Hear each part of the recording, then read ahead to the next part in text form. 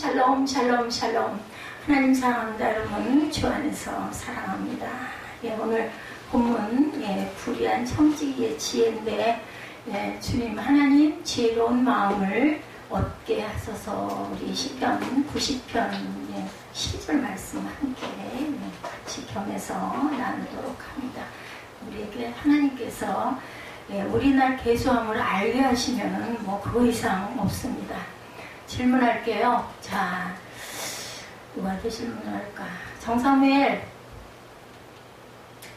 혹시 교회에서 그런 사람은 없죠? 우리 교회는 당연히 없지만 예를 들어서 교회에서 담배 피면서 기도하면 될까 안 될까? 안 되나요? 자, 예지야, 그러할지라도 기도하는 사람이 담배를 피워. 그러면 그래도 담배 피워도 기도하는 게 맞을까 안 맞을까? 맞죠. 그죠? 말하는 순서, 방향에 따라서 이렇게 달라요. 당연히 교회에서 술 먹고 교회 오면 안 돼요. 그런데 목사님들 뭐라고 말씀하시냐면 술 먹었어도 교회 와라 이야기합니다. 말씀 속에서 은혜로 그 술을 끊을 수도 있고 담배를 끊을 수도 있기 때문입니다. 아멘. 우리는 다 부족한 사람들이기 때문에 제가 아까 일부 예배 때 그런 얘기를 했어요. 땅의 것을 죽이라 이야기했는데 설교하고 있는 이 목사님 나도 땅의 것을 자꾸 생각을 한다라는 이야기를 오늘 하다가 조금 예배가 늦었어요. 사실 한 10분, 15분 일찍 끝내야 되는데 영상을 안 찍다 보면 옆으로 가기도 하더라고요. 시간도 여유도 있었고 하다 보니까 그래서 늦었습니다. 밤에 술집 나가는 여자가 낮에 대학에 다니면 어머 뭐라 그래요? 뭐라 그래요? 대견해라 그래요. 그죠? 근데 낮에 대학 다니는 여자가 밤에 술집 나가면 너 왜 그렇게 사니? 아까 그 얘기하고 똑같은 얘기입니다. 이런 얘기를 하죠. 생각하는 관점에 따라서 이렇게 달라요. 술집 나가는 사람이 낮에 학교를 나가 아유 대단해. 그런데 낮에 학교 잘 다니는 여자가 밤에 술집에 나가면 너 도대체 왜 그렇게 살아? 이렇게 얘기한다라는 거죠. 암으로 투병하다가 세상을 떠난 여러분들 아마 이름 아실 거예요. 서강대 영문학과 장영희 교수, 그죠? 베스트셀러 살아온 기적, 살아갈 기적. 우리 살아온 거 기적이더라고요. 제가 요즘에 엄청 많이 느껴요. 내가 살아온 게 기적이었구나. 어떻게 60여 년이 넘는 동안 배를 옳지 않고 살았을까? 또 기가 막힌 병에 걸리지 않고 살았을까? 우리 예지를 보면서 늘 감사하는 게 하나가 늘어났어요. 나는 호흡을 이렇게 자유롭게 할 수 있으니 얼마나 감사한가. 내가 노력하는 게 하나도 없는데도 자동으로 숨 쉴 수 있는 것 감사하다. 코로나 바이러스가 오고 나서 얼마나 지난날이 감사했는지 또 그 앞날을 바라보면서 기도합니다. 이 마스크에서 해방되게 하옵소서. 저는 마스크를 참 잘 못 써요. 마스크만 쓰면 그냥 앞에 김이 서리고 아주 그냥 안경이 하나도 안 보이게 이렇게 돼가지고 코를 이렇게 내려서 숨을 좀 쉬어야 그나마 그 김 서리면서 방지가 되는데 직장인들 보면 뭐 병원을 가도 그렇고 어디를 가도 다 마스크를 쓰고 얘기들을 하고 전화를 하고 상담을 하고 하는 걸 보면서 정말 힘들겠다. 학생들 수업하면서 특히 체육 시간에도 우리 정사무엘 얘기 들어보니까 마스크를 쓰고 세상에 배드민턴을 친대요. 이리 뛰고 저리 뛰고 하면서 그걸 쓰고서 그걸 하니 얼마나 그게 힘이 들겠어요. 덥기는 뭐 이루 말할 수가 없겠죠. 그래서 정말 마스크 없던 시대가 좋았다. 제가 장흥마을 우리 아파트 앞에를 딱 들어가면은 그전에는 그렇게까지는 생각을 못했어요. 공기가 달라요. 공기가 이렇게 좋은 곳을 하나님이 주시고 또 그곳에서 은혜 받게 하시고 그곳에서 교회가 쓰게 하시고 초대교회는 다 교회가 집에서 탄생을 하죠.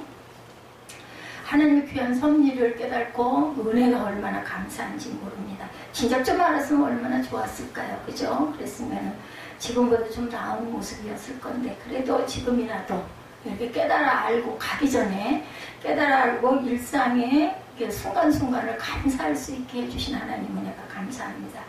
여러분들 찬양하실 때 우리 기도를 솔직히 고백해서 그렇게 오래 못하잖아요. 그러면 주일날 주중에 아니면 또 국동방송에서 찬양이 나올 때든지 이럴 때 찬양의 가사를 그렇게 귀 기울여 들어보세요. 다 성경 말씀에 입각한 찬양들입니다. 거의 다가.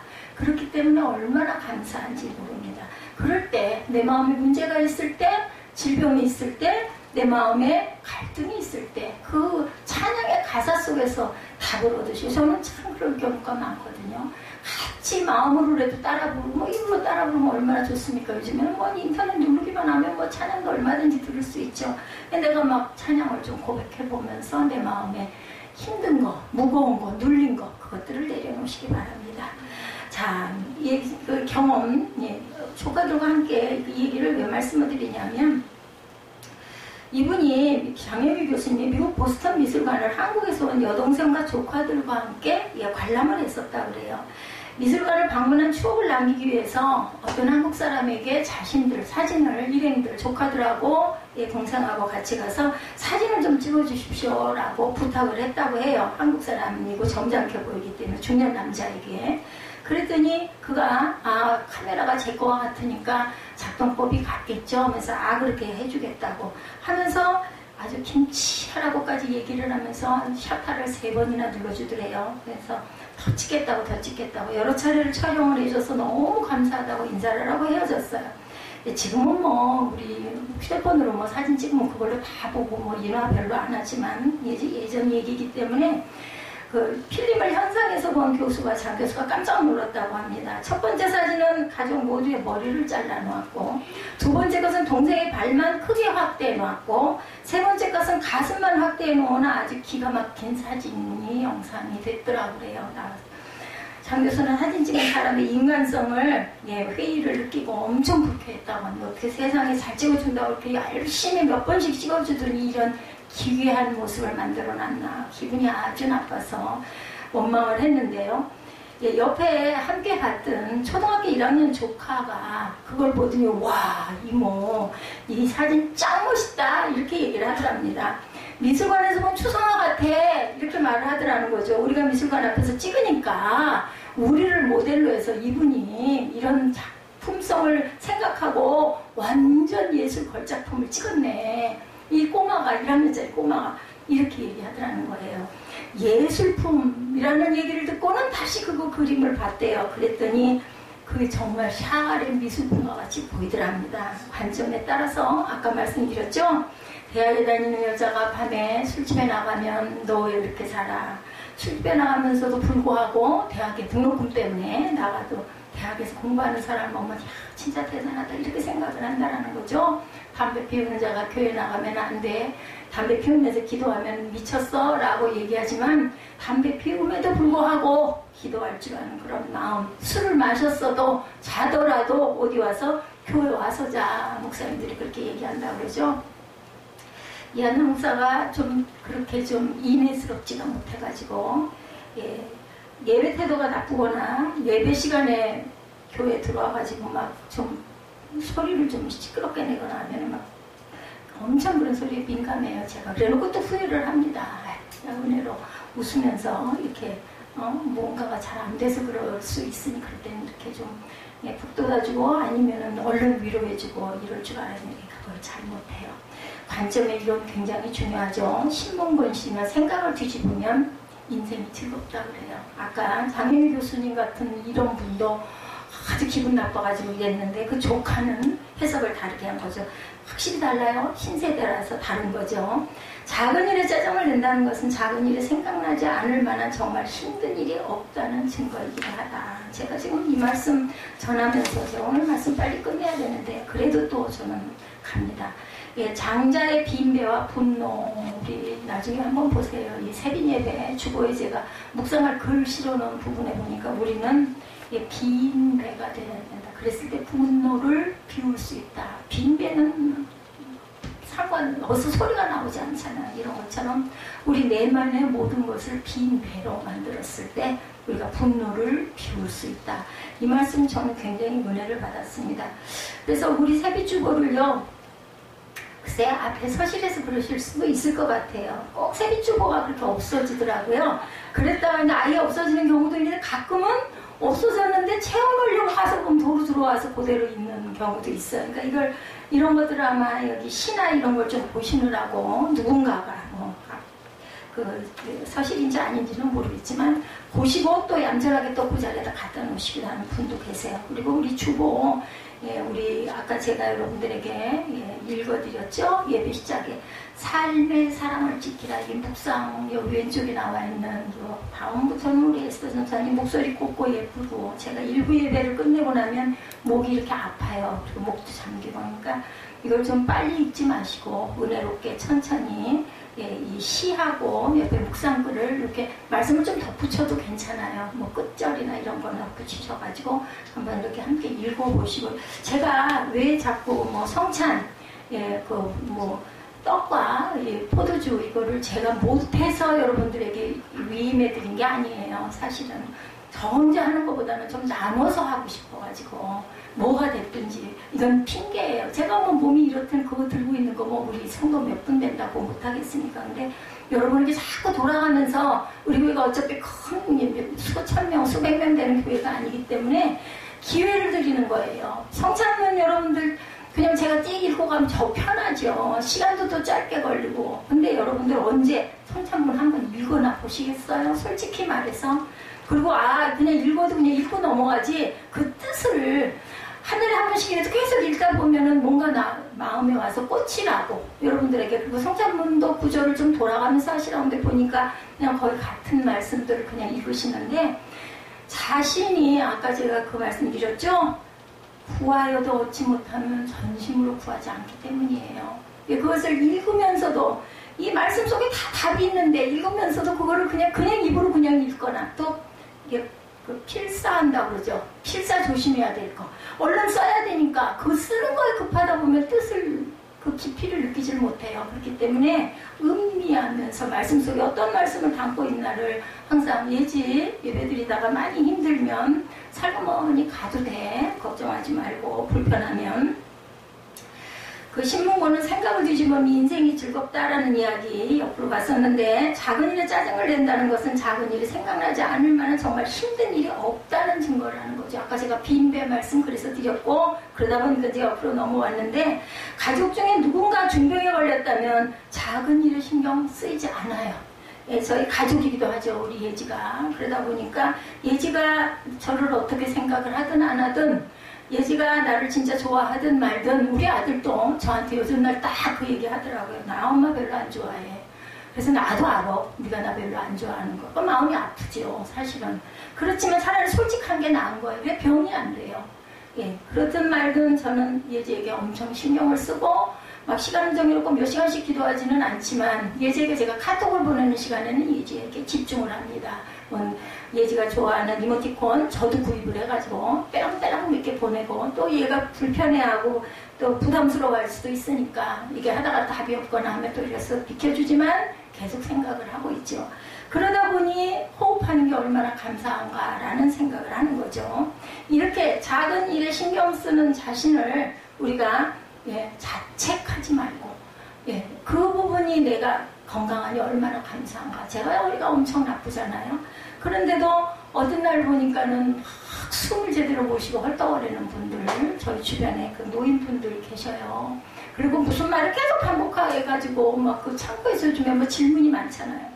그런 분들을 기다리고 있다 보면 막 답답해요. 그런 걸 보면서 하나님께 얼마나 감사한지 몰라요. 그분들이 저보다 나이가 특별히 더 많지 않으신 분도 많이 계세요. 많으신 분도 계시지만 근데 저는 그렇지 못해 않아서 얼마나 감사한가. 허리는 비록 이렇지만 걸을 때는 뭐 반듯하게 서서는 못 걸어가지만 걸음걸이는 저는 엄청 빠르거든요. 그런 것처럼 그분들은 막 숨을 헐떡거리면서 계단 하나씩을 요즘에는 엘리베이터가 없으니까 걸어 올라가시는 모습 보면서 나는 건강하구나.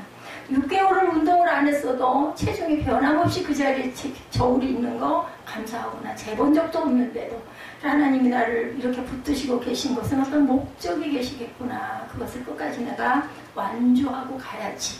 시간이 별로 없는데 저는 요즘에 이런 기도를 합니다. 똑같은 상황도 관점에 따라서 마음이 달라지고 모든 일을 어떤 관점으로 보느냐가 중요합니다. 어떤 조카애가 와 완전히 예술품이야 라고 얘기해서 보니까 그렇게 보이기도 하더라는 것처럼 이제 벌써 8월이에요. 8월을 넘어섰어. 2020년 된 게 엊그제 같은데 그죠? 오늘 말씀을 통해서 우리 지난 날들 한번 돌아보시기 바랍니다. 오늘 말씀이 조금 어려울 수도 있어요. 저도 예전에요. 이 말씀 보면 이게 도대체 무슨 소리야? 이렇게 생각을 했었거든요. 그래서 제가 이 16장에서 이 너무 잘하는 말씀들보다는 여기가 낫지 않을까 싶어서 초점에 풀고 나면 그 비유의 내용이 쉽게 해석이 된다는 거 먼저 말씀드리고 갑니다. 이런 시간이 오버될 것 같아서 부지런히 가도록 하겠습니다. 비유의 주제가 지혜 있는 자가 되라는 거죠. 그래서 제가 시편 90편 10절에서 12절을 함께 접목해서 읽었습니다. 제자들에게 악한 세상에 나가면서 예수님은 지혜로운 사람이 되라. 지혜로워야 합니다. 이를 위해서 주님은 선한 것만 예를 들지 않고 어때 악한 사람의 예까지 드신 거예요. 그 악한 그 종이 청지기가 아주 잘해서 그런 게 아니에요. 근데 그 모습을 보면서 본인의 부분을 핑계를 대거나 부정하지 않고 아이고 나는 이제 쫓겨났구나 하면서 뒤에 살아날 것을 준비하는 그걸 보면서 예수님이 빛의 자녀들보다 오히려 네가 지혜롭다라고 칭찬을 하신 거죠. 어떤 청지기가 주인의 재산을 낭비한다는 말을 주인이 들었어요. 그리고 청지기를 불러다가 말합니다. 오늘 본문 내용이죠. 내가 내 재산을 낭비한다는 소문이 들리니 이제 너는 내 청지기로 둘 수 없으니 내가 맡은 일을 다 청산해라. 이제 다 계산하고 너 나가야 돼. 이제 파이어라고 하죠. 예, 이제 너 내보낼 거야. 그러자 청지기는 속으로 주인이 내 청지기 직분을 빼앗으리 하니 어쩌면 좋을까 하면서 뭐라고 한탄해요. 땅을 파자니 힘이 없고 비료 먹자니 창피하구나. 그러면서 생각을 깨달았어. 옳지. 내가 청지기 자리에서 물러날 때 나를 자기 집에 맞아줄 사람들이 미리 만들어 놓아야겠다 생각을 하고 빚진 사람들을 부르죠. 그래가지고 뭐라 그래요? 첫째 사람에게 당신이 우리 주인에게 진 빚이 얼마요? 그러니까 기름이 100마리입니다. 청지기가 문서에다 50마리예요. 사실은 이게 어떻게 보면은 그 주인의 권리를 남용하는 거죠. 반으로 깎아줍니다. 또 다른 사람에게 당신의 빚은 얼마요? 물으니 밀 100섬이라고 하자 여기다 80섬이라고 또 깎아주는 거죠. 그러면 깎음을 받은 사람들, 채부자들은 어떻겠어요? 고맙죠. 그러면 이 사람들이 내가 나중에 이제 청지기직도 없고 아무것도 해먹고 살 게 없을 때 나한테 고마워하지 않겠나. 그럼 내가 또 할 일이 또 있을 수 있겠구나. 이 생각. 어떻게 보면 굉장히 야근 생각이 돼요. 근데 주인은 칭찬을 합니다. 주인이 알고 오히려 이 불의한 청지기를 칭찬한 거죠. 이에 대해서 예수님의 결론은 세속의 자녀들이 자기들끼리 거래하는 데는 빛의 자녀들보다 지혜롭다라고 이야기를 칭찬하십니다. 오늘 말씀에 나오는 청지기를 헬라어로 오이코네모라고 합니다. 예지에게 하나 부탁할게요. 11시 예배에 와가지고 어차피 보니까 태블릿으로 보고 기록도 하고 할 것 같은데 찬양하는 거 목사님이 일일이 다 못 적어요. 왜냐하면 미리 준비한 찬양들이 아닌 게 많다 보니까 찬양의 번호와 그 제목 그걸 조금 써가지고 저한테 좀 예배 끝나고든 아니면 뭐 집에 가서든 저한테 한번 좀 복사를 해서 좀 보내주면 고맙겠어요. 그러면 그걸 제가 또 정리를 해가지고 은혜 있던 찬양들을 또 모아서 왜냐하면 찬양의 은혜가 오는 부분들을 제가 여러분들에게 즉흥적으로 보내드리다 보니까 그걸 일일이 제가 기록을 못하거든요. 조금 할 수 있으면 좀 해줘. 참석 안 할 때는 어쩔 수 없지만 잊어버리지 말고. 오이코네모가 뭐라고요? 청지기 헬라어예요. 헬라어. 오이코는 집이라는 말이고 네모는 분배, 관리한다, 담당한다는 뜻입니다. 청지기를 우리말로는 집사라고 부르죠. 영어로는 스튜어디스. 그래서 우리 그 비행기 스튜디오스가 나온 거죠. 이 청지기는 주인의 재산이나 집안 살림을 맡아 관리하도록 위탁받은 고용인입니다. 대리인이라고 하죠. 청지기는 주인에게는 종이고 종들에게는 주인이에요. 종들 속에서는 주인으로 위임받은 권한으로 위임한다 이 얘기 제가 아까도 그 위임이란 말을 제가 잠깐 썼습니다만은 대신 이렇게 좀 해주십시오. 왜냐하면 제가 있으니까. 그래서 작은 개척교회 전도사님들이 개척을 하는 교회들 제가 처음에 교회를 우리 새생명 세빛교회를 세울 때도 제가 전도사 직분이었었어요. 그럴 때도 사실은 성찬을 못해요. 그래서 그때는 어떻게 했냐면은 영상을 받았죠. 여의도 영상을 받아가지고 성찬 부분만 그때 함께 제가 했었습니다. 제가 여러분에게 위임해드린다. 물론 여의도 교회 같은 경우는 장로님이나 안수 집사님들이 성찬이 들고 다니 너무 많으니까 줄줄이 그러면 이제 그 마음으로 기도하면서 함께 받았어들 물과 포도주를 먹는 것처럼. 주님의 뜻을 온전히 받들어 시행하는 책임이 있는 것이 충성을 다해야 하는 타율적인 복종이라는 거죠. 주인 노릇하는 청지기들. 그런가 하면 주어진 권한 안에서 그 휘하에 있는 종들을 다스리고 주인의 재산을 알아서 관리하는 자율권도 청지기들에게는 있었어요. 청지기는 자율과 타율의 긴장 속에서 일하는 중요한 존재였는데 알아서 관리하는 상당한 자율권도 그 안에서 뭐 할 수 있는 것들이 많았다는 거죠. 이렇게 청지기는 자유와 타율의 긴장 속에서 이렇게 일을 합니다. 주어진 한계 안에서 자유롭게 누리고도 갈 수 있었고, 오늘 말씀의 초점은 도덕이나 정의를 가르치고 있는 게 아니라 지혜를 말하고 있습니다. 8절에 주인이 옳지 않은 청지기가 이를 지혜 있게 하였으므로 칭찬하였으니 이 세대 아들들이 자기 시대에 있어서는 뭐가 빛의 아들들보다 더 지혜롭다. 그래서 the people of the light. 예, 저는 영어에서도 은혜를 받아요. 영어를 잘 못합니다만은 발음도 좋지 않아서 그랬던 사람이 많이 웃죠. 뭐 웃거나 말거나. 전 좋아하니까. 예, 저는 중학교 때부터 중학교에서 이 영어 때문에 49등 지금도 기억을 해요. 중학교 막 들어가가지고 정말 서울에서 온 애들 속에 시골 아이 하나가 딱 들어가가지고 저 혼자 가가지고 학교에 붙었는데, 예, 상명 여자 중학교였습니다. 지금도 삼각지에 있죠. 영어 시험을 봤는데 알파벳도 모르고 발음법도 모르고 아무것도 몰라. 첫 번째 시험을 보니까 당연히 20몇 점을 맞고, 과목이 5과목이다 보니까 150점이었어요. 150점. 영어하고 수학이 150점, 국어가 90점, 뭐 이렇게 시간 숫자도 30점씩 가는 건데, 암기 과목은 막 30점 만점에 28점 막 이렇게 맞아도 못 따라가요. 그래가지고 제가 고등학교 1학년짜리 학생에게 우리 옆집에 있는 중학교 2학년짜리 남학생하고 같이 끼어가지고 영어를 잠깐 한 2달인가 배웠어요. 다음번에 시험을 봐가지고 19등을 했어요. 영어 점수가 쑥 올라가가지고. 저는 그게 계기로 영어가 너무 발음법을 외우면서 얼마나 기뻤는지, 뭐 재봉 시간 이런 거, 수혜 시간 이런 거 있으면요, 손으로는 수혜를 하고 재봉 시간은 재봉 그 부분을 막 이렇게 손으로 발로 하면서도 계속 입으로는 발음법 외우고 영어 단어 외우고. 그래서 선생님들이 쟤는 뭐 저렇게 중얼거리냐고. 그럼 옆에서 애들이 쟤요 영어 단어 외워요. 한동안 제가 영어에 미쳤었어요. 그래가지고 그 다음에는 제 자랑을 좀 할게요. 잠깐. 전교에서 1등, 영어 1등, 국어 1등, 수학 꼴등. 그래서 제가 그때도 수학만 잘했으면 경기 고등학교, 그때는 뭐 수명 이화 여자 중학교였죠. 제일 좋았는데 경기 여자 고등학교도 갈 수 있었다 하는데 그걸 못 간 게 수학 때문에. 난 머리가 돌이다 이렇게 생각을 했는데 우리 아들도 수학은 포기했다 이런 말을 요즘날 하더라고요. 그래서 참 DNA는 어쩔 수 없다 이렇게 생각을 했습니다. 주인으로 보니 청지기가 하는 짓이 못되고 고약하지만 해고당한 지위를 대비해서 앞날을 대비한 것은 지혜롭다는 것이죠. 이 청지기처럼 하라고 모든 행위를 인정한 것은 아니라는 것, 성경을 잘 읽어야 된다는 거죠. 우리가 이 청지기의 태도를 통해서 배워야 할 지혜는 뭔지 잠깐 보고 갑니다. 첫째, 그는 청지기라는 자신의 위치와 잘못을 아는 지혜가 있었어요. 누구 때문에 막 이렇게 얘기하지 않고, 아니면 주인을 막 모략하거나 욕하지 않고 받아들이죠. 주인이 그를 불러 이르되, 2절이죠. 그를 불러 이르되 내게 대하여 들은 이 말이 어찌 됨이냐. 내가 보던 일을 세마라. 청지기 직무를 계속하지 못하리라. 주인이 그 청지기에 대한 소문이 좋지 않은 것을 알고 말하죠. 내게 들리는 너에 대한 소문이 진짜냐? 라고 물어보죠.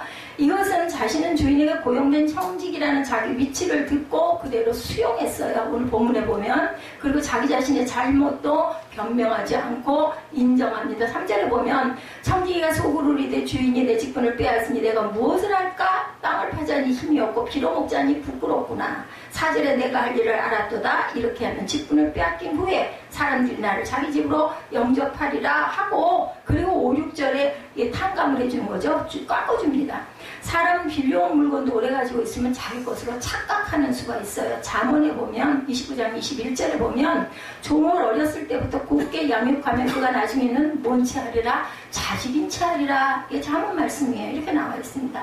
이 청지기도 주인으로부터 자율권은 어느 정도 인계받고 나니까 엄청 이 살림이 다 내 살림 같았다라는 거죠. 자기 집안일처럼 주장하다 보니까 그 집 주인이라 된 것처럼 착각했을 수도 있다는 거죠. 그런데 주인이 그를 불러 내보던 일을 세마라고 말하니까 주인에 대해서 전혀 항의하거나 그리고 이의를 제기하지 않고 그것을 인정하죠. 받아들이죠. 결산하자면 결산해야 하고 책임을 물으면 책임에 대해서 책임을 져야 하고 일체 변명을 하지 않습니다. 이 점이 이 청지기에 가졌던 지혜로운 태도다. 그래서 뭐 얘기했을 때 잘못된 걸 지적했을 때 제가 그랬어요 하면 이건 아직 아닌 거라는 거죠. 아 그래 내가 잘못했습니다. 내가 그랬다. 그러니까 뭐라 그래요? 내 죄라고 그 천주교에서도 그랬다고 그러죠. 그렇게 내 탓이로다 내 탓이로다 이렇게 기도했다고 합니다. 누가복음 12장의 어리석은 부자는 농사가 잘 돼서 곡식을 저장할 곳이 부족하자 곡간을 새로 지어 그 곡식을 쌓아놓으리라 생각하죠. 여러분 잘 아시죠? 누가복음 12장 19절에 내가 내 영혼에게 이르되 영혼아 여러 해 쓸 물건을 많이 쌓아두었으니 평안히 쉬고 먹고 마시고 즐거워하자 하리라. 곡간 만들어서 쌓아놨어요. 그랬더니 예수님 하나님이 말씀하시죠. 어리석은 자야 오늘 밤에 내 영혼을 도로 찾으리니 내 준비한 것이 누구 것이 되겠느냐. 우리는 이걸 모르는 거예요. 제가 어젯밤에 우리 에스더 전사님하고 좀 지난 얘기를 잠깐 통화로 얘기를 하면서 그런 얘기를 했더니 목사님 이러고 이랬잖아. 나는 몰라. 근데 어쨌든 이런 마음이 왔고 답은 뭐 본인이 선택하기가 달린 것이 답은 본인이 받아야 되는데 제가 정확하게 알아야 될 거는 내가 돌아가기 전까지는 네 가야 할 길이 정확하게 정해져서 그 길을 가야 되는 게 맞을 것 같기 때문에 나는 전한다 이렇게 얘기합니다.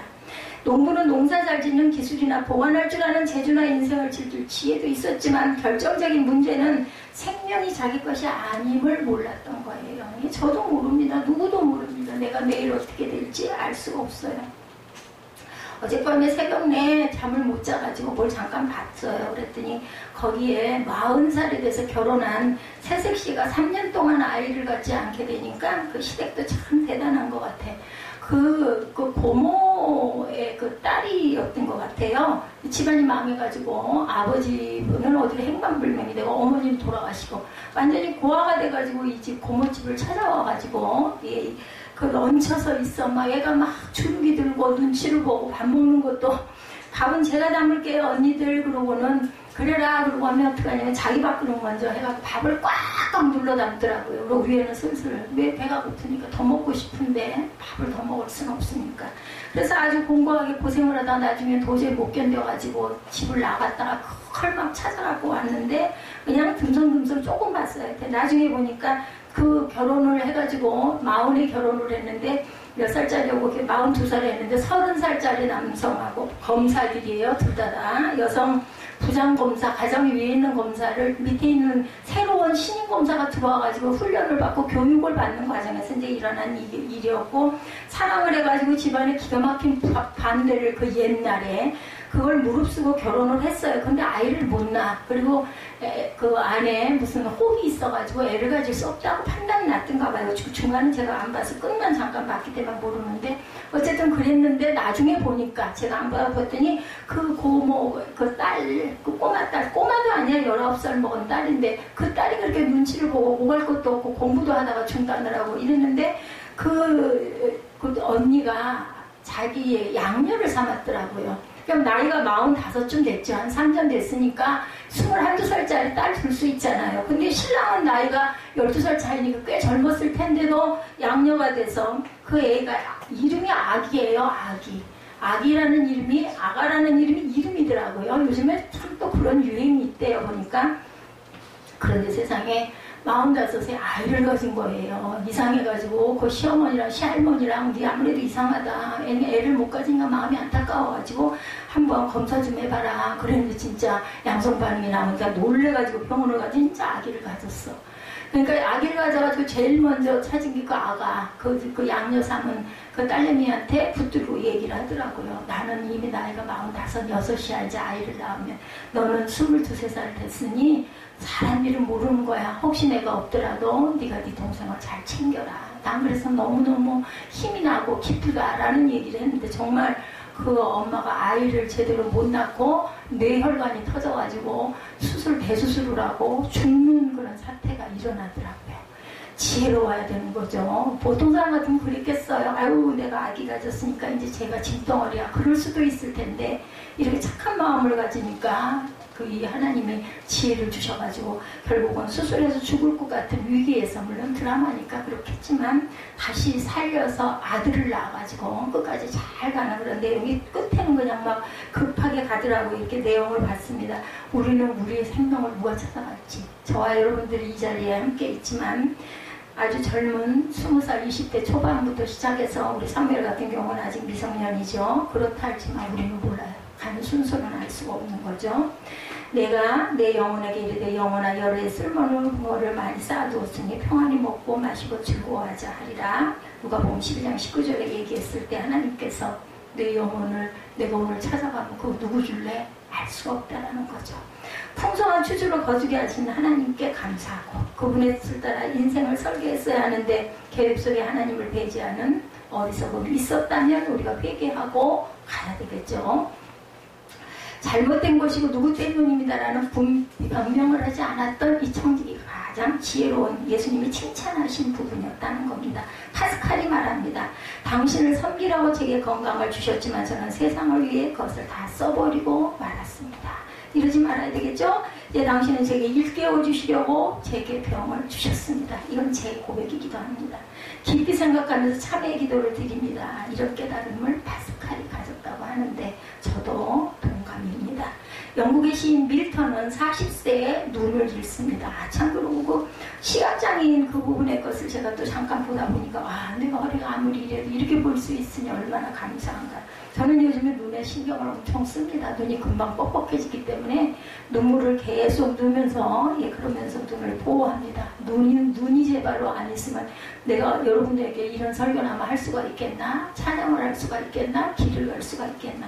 여러분들 보호하시고 조심하실 수 있을 때 열심히 보호하시기 바랍니다. 근데 그것에 노예가 되시면 안 되지만 우리가 정말 조심해야 될 건 조심해야 되고 우리가 보호할 건 보호해야 된다. 이런 얘기를 누군가가 나에게 내 젊은 날 옆에서 저처럼 해주는 분이 계셨더라면 나는 얼마나 지금보다 훨씬 더 좀 나았을 텐데 건강도 이런 생각이 저는 듭니다. 밀턴이 40세에 실명을 하고 사랑하던 아내도 세상을 떠납니다. 비참한 상황에 처했을 때 그가 고백해요. 주님 이러한 고통을 통해서 제 영혼이 수그러지면 저를 창조하신 하나님을 섬기게 함이니이다. 이제 이 고난이 제게 필요함을 깨달았습니다. 그래서 그 말씀을 하죠. 아니요, 12번, 1000번을 해도 부족할 정도로 고난이 내게 유익입니다. 왜냐하면 내가 하나님을 만나는 역사가 있기 때문에.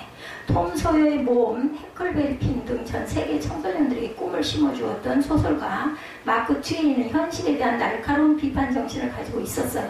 1870년 장편소설 도금시대에서 정부의 부패상과 자본가들의 거대한 영향력을 폭로하자 미국 여론이 주목을 합니다. 어느 날 마크 트웨인은 국회의원의 도덕성을 묻는 질문에 깊은 생각 없이 미국 국회의 어떤 의원은 개자식이다 라고 말했더니 난리가 났겠죠. 신문에서 이름까지 딱 해가지고 개자식이라고 했으니까 그 말을 마크 트웨인이 했다고 보도를 하고 그리고 이거 명예훼손죄로 고발하겠다. 당신 성명서 내 하고 압박이 들어왔겠죠. 모든 수단을 동원해서 내가 너를 가만 놔두지 않을 것이다. 사과해라.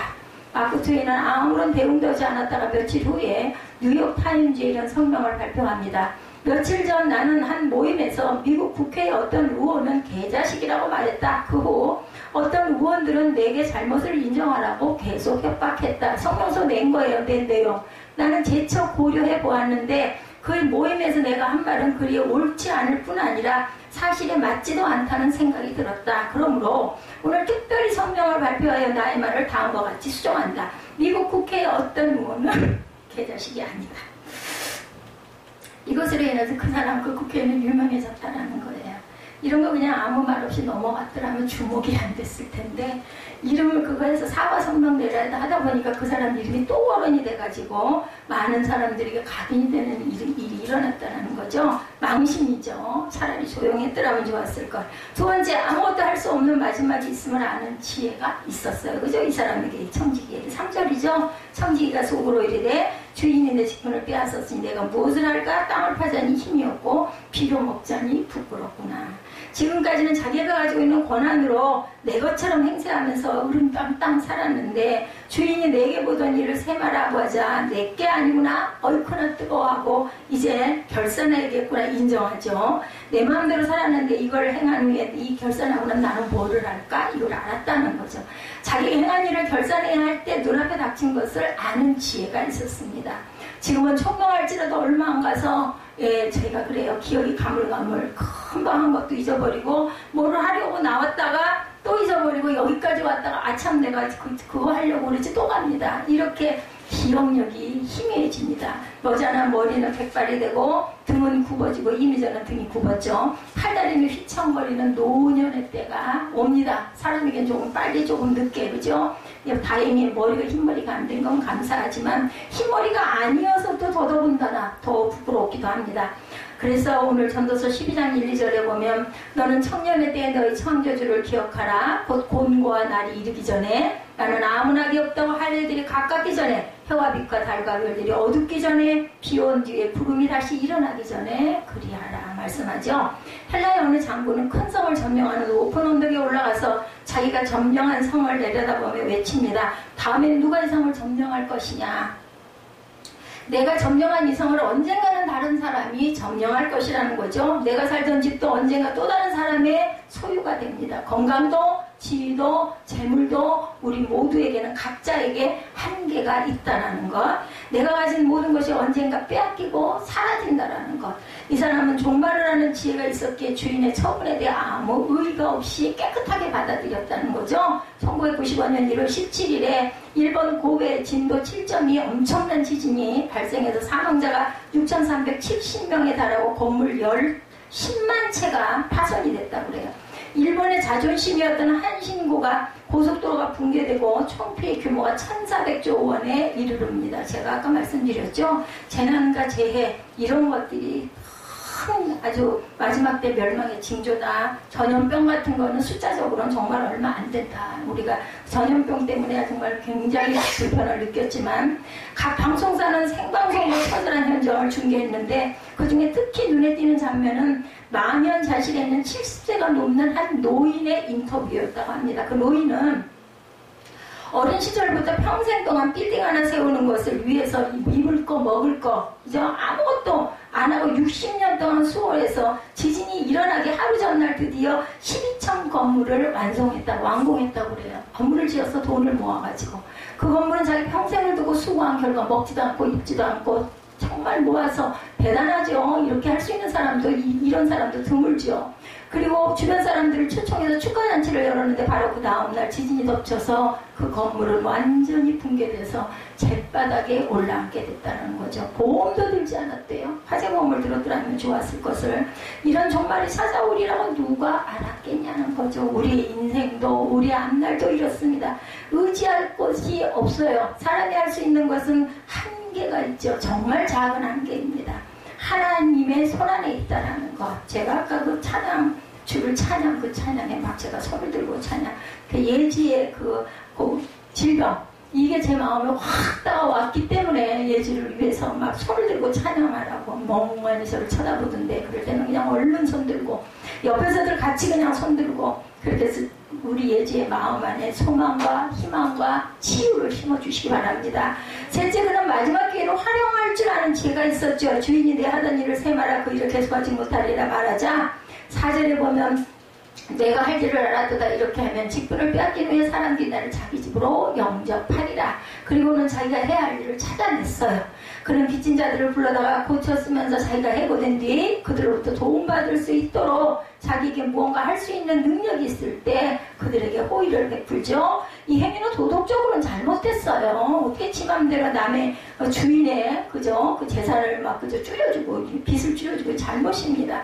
그런데 그 관점이 아니라 아까 제가 청사진 얘기했죠. 어느 각도로 보느냐가 중요하다는 거죠. 어느 사장이 전지범 회식 때 한 사원에게 수표와 현금과 카드가 들어있는 지갑을 주면서 결제를 하게 합니다. 병원에 입원해 있는 직원에게 내가 알아서 지갑에서 돈을 꺼내서 도와주고 오라고 했다면 어땠을까? 그 사원은 평생 아마 사장을 모셨을 것이다, 섬겼을 것이다라는 거예요. 그렇게 믿어주니까. 그죠?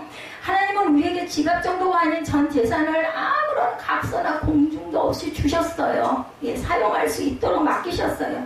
이 청지기는 전 재산을 맡길 만큼 자신을 신뢰해준 주인의 뜻을 저버리고 재산을 마음대로 써버리죠. 주인이 맡긴 돈을 자기 것인 양 생각했기에 마구 씁니다. 그런데 주인이 주변에서 해고의 위치에 처하자 그는 다른 이에게 빚을 줄여주죠. 자기에게 맡겨진 것을 주인인 것으로 인정하기 시작하자 이웃에게 유익한 일을 하게 됐다는 거죠.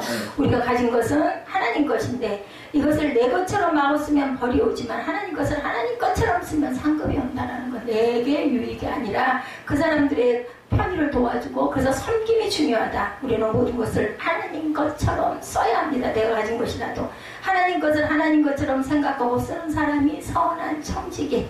해리슨 포드가 주연한 헨리 이야기라는 영화, 실화를 바탕으로 만들어지죠. 이 영화는 미국 상류층에 속한 헨리 터너라는 변호사의 이야기였습니다. 그런 자신이 변론하게 된 사건은 어떤 수를 써서든지 이겨내는 실력 있는 변호사였어요. 그래서 많은 사람들에게 재판에서 이기기 위해서 헨리 변호사를 찾습니다. 하루는 그가 밤늦게 집으로 돌아가다가 권총을 든 강도를 만나 총을 맞고 쓰러집니다. 이 변호사가 생명은 구했는데 과거의 기억을 모두 다 잃어버립니다. 헨리는 과거의 기억을 찾기 위해 옛날 동료를 만나고 변론 기록물들을 찾아가며 안간힘을 씁니다. 이 영화는 제가 본 듯해요. 근데 자신의 재판 기록을 살펴보던 중에 과거의 자신으로 돌아가기를 포기해버립니다. 그가 승소한 모든 사건들의 승리를 위한 모든 것들은 조작되었다는 사실을 파헤쳐보다가, 냉정하게 파헤쳐보다가 알게 되기 때문이었다고 그래요. 그 후보는 재판에 패소한 피해자들을 찾아다니면서 용서를 구했다고 그러죠.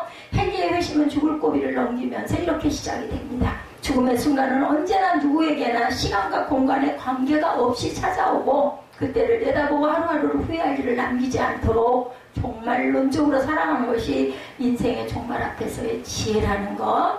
삼성생명의 모 이사의 글이 신문에 실렸는데, 그분은 평소대로 정기검진을 받다가 임파선 암에 걸렸다는 충격적인 통지를 받고 이제 내가 죽는구나 라고 생각을 했다고 그래요. 근데 그 종양이 무록으로 밝혀져서 해프닝으로 끝났지만, 그런 병원에서 종양 제거 수술을 위한 3박 4일간 정신적 죽음의 문턱에 다다랐다고 해요. 그때 이별 연습이라는 제목의 일기를 썼는데 후배들에게 부끄럽고 엄살이라고 놀림당할까봐 묻어두려고 했지만, 깨달은 것이 너무 많아 이메일로 공개를 했다고 합니다. 그리고 죽음 앞에서 앞으로 이렇게 살겠다라고 소개를 했어요. 첫째, 금연. 둘째, 사랑할 시간과 능력이 있을 때 충분히 사랑하자. 셋째, 항상 감사하는 마음으로 살자. 무엇이 참된 지혜일까요, 여러분들? 어떤 분은 지혜란 모든 사물과 사건을 하나님의 견지에서 볼 수 있는 능력이라고 말합니다. 하나님의 관점에서 보면 모든 것이 간단하죠. 부부간의 갈등으로 괴로워하던 가정이 하나님 말씀을 묵상하다가 문제점들이 눈 녹듯 녹아버립니다. 우리는 무엇보다 하나님의 관점으로 볼 줄 아는 지혜가 필요합니다. 미국의 현대신학자 라인홀버 니버의 기도문입니다. 이 말씀 다 끝났습니다. 하나님이시여 고칠 수 있는 것에 대해서는 그것을 고칠 수 있는 용기를 주옵소서. 고칠 수 없는 것에 대해서는 그것을 받아들일 수 있는 냉정함을 주옵소서. 그리고 고칠 수 없는 것과 고칠 수 있는 것을 분별할 수 있는 지혜를 주시옵소서. 동의합니다, 저는. 저도 제 몸을 놓고 기도할 때 그렇게 기도합니다. 이것을 극복할 수 있는 능력을, 힘을 주시옵소서. 제가 이게 엄청나게 무게에 힘이 들거든요. 그렇기 때문에 이것이 그냥 받아들일 수 있게 일상이 돼도 상관이 없는 그러한 힘을 하나님께서 주시옵소서. 참으로 지혜로운 기도죠. 다시 한번 여러분들에게 말씀드립니다. 하나님이시여 고칠 수 있는 것에 대해서 그것을 고칠 수 있는 용기를 주시옵소서. 고칠 수 없는 것에 대해서는 받아들일 수 있는 냉정함을 주옵소서. 그리고 고칠 수 없는 것과 고칠 수 있는 것을 분별할 수 있는 지혜를 주옵소서. 그런데요, 고칠 수 없는 것도 하나님이 고치시고자 하면 고침을 받습니다. 참으로 지혜롭지만 하나님은 이거보다 더 큰 기적도 주시는 하나님이라는 것. 고쳐서 안 되는 것이라면 우리 누구처럼 바울 사도처럼 그것도 내가 순종하고 내 안에 그냥 받아들여야 되는 거죠. 수용할 줄 알아야 됩니다. 이것을 바르게 분별할 수 있는 지혜를 갖는 인생을 후회 없이 사는 저와 여러분 되시기 바랍니다. D.L. 무디가 시카고 대전도 집회를 할 때 첫째 날 저녁에 성령께서 감동하시기를 오늘 밤에 영혼 구원에 대한 설교를 해라, 종말에 대한 설교를 하라는 메시지가 들렸다고 그래요. 순서지를 보니까 다음날 저녁에 자신이 설교해야 할 시간인데 성령께서는 내일은 내 날이 아니다 하면서 오늘 저녁에 하라 이럴 때가 있거든요. 그러나 그것을 누르고 내일 저녁에 하시라고 예정을 했는데 어떻게 했겠어요? 그 밤에 그 유명한 시카고 대화재가 일어나서 기록되어 있는 내용이에요. 역사적으로 수많은 사람이 타죽고 전신회가 불탑니다. 무디는 죄인의 심정으로 두고두고 후회했다고 그래요. 내일은 내 날이 아니다. 모든 일에는 시한이 있다. 우리는 몰라요. 내일 일은 내일에게 맡기라고 그러죠. 내가 무엇을 할 수 있고 내가 해야 할 일은 무엇인지를 생각할 줄 알아야 됩니다. 지난 일은 후회해도 소용없어요. 이제 남은 인생은 지혜로운 자가 지난 날을 바탕으로 거울로 들여다볼 줄 알고 내가 정말 뭐 할 줄 아는 오늘 본문이기도 하죠. 시편 90편 10절에서 12절입니다. 우리에게 우리나라 계수함을 가르치사 지혜로운 마음을 얻게 하소서. 이렇게 기도하시는 저와 여러분 되시기를 주님의 이름으로 축복합니다.